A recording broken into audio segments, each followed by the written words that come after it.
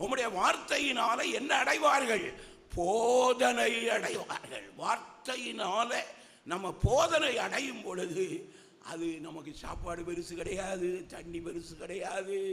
காலையில் போனோம்னா சாயங்காலம் வரையிலும் கர்த்தருடைய சமூகத்தில் இருப்பதற்கு அது எவ்வளவு மகிமையாக இருக்கும்.